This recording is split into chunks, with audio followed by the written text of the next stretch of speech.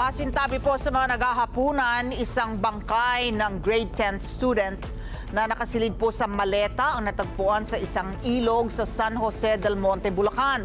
Una nang naiulat na nawawala ang nasabing biktima matapos makipagkita sa kanyang kaibigan sa Caloocan. Jim Tejano sa balitang yan. De, kami yun, te. Pinabukas. Dito, kung na daw preso. May iwan pa yung Nakitang palutang-lutang ang maletang ito sa isang bahagi ng ilog sa City of San Jose del Monte sa Bulacan. Nakakasulasok na amoy ang inirereklamo ng mga residente sa lugar, dahilan para mabulabog. Dahil sa kahina-hinalang laman, agad itong ipinagbigay alam sa otoridad para masuri. Pagdating sa Sapang Alat River ng mga pulis, tumambad sa mga itong bangkay ng isang babaeng minor de edad na naiulat na nawawala sa Caloocan. So upon arrival, nakita po namin yung isang slightly open na maleta. And visible po doon, makikita po na agad natin na meron pong bangkay sa loob. Naka-fetal position po siya. And intact naman po yung damit niya. Yun nga lang po, medyo bloated na kapag kakababad sa tubig. Ang bangkay ng babae, nakitaan ng mga sugat sa katawan. Ayon sa PNP, posibleng inanod lang ang maleta sa lugar. Bagay na patuloy pang iniimbestigahan ng otoridad. Sa sunod-sunod naman ang ulan, dahil ilog ngayon, hindi natin masasabi kung inaanod ba, pero may possibility na doon din talaga. Ayon sa ina ng biktima, February 7 nang magpaalam ito, napupunta lang sa kanyang kaibigan.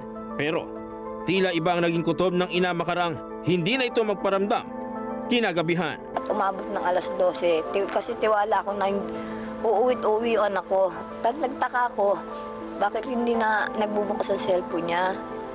Tapos po, nung mga alas 2 po nag-open, biglang namatay. Sabi ko parang may mali. Parang pakiramdam ko hindi siya ang may hawak ng cellphone. Ayaw niya po pauwiin noon. Eh talagang nagpapasama po siya sa akin. Wala daw po kasi siyang kasama. Kasi sila lang po minsan mag-inang naiiwan doon. Odd ko. Yung babae po kasi talagang gusto niyang papuntahin yung pinsan ko. Then po parang ang naging sagot po sa kanya ng pinsan ko, baka daw po siya yung, para po bang yung dating para siya yung mapag-initan. Ganun. Rinig sa bidyong ito, nakausap pa ng biktima sa telepono ang kanyang kaibigan na tila nag-aalangan. Mamaya ko yung nangit yan, namumuro na ako dyan sa asawa mo. Saan daw pupunta? Sa ibang anggulo ng video sa pool ang biktima na naglalakad palabas sa eskinita na sinasabing papunta sa kaibigan na siyang huling nakausap sa telepono ng gabing yun. Sana may kapatid din siya na ganun. Kasi sobrang grabe. Nakita ko yung itsura ng katawan ng kapatid ko. May butas ng leg. Tapos ano yung mukha niya. Hindi ko na siya alas makilala. Dito po na siya po talaga yon. Delete lang ang mundo niyo, sumurrender kayo.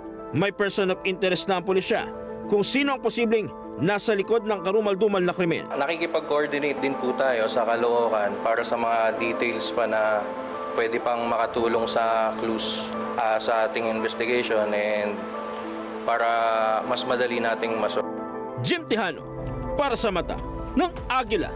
Matatag, matapang, matapat. Maraming salamat sa inyo pong pagsubaybay sa Mata ng Agila Primetime. Para malaman ang matatag, matapang at matapat na mga balita, i-follow lamang at mag-subscribe sa @net25tv.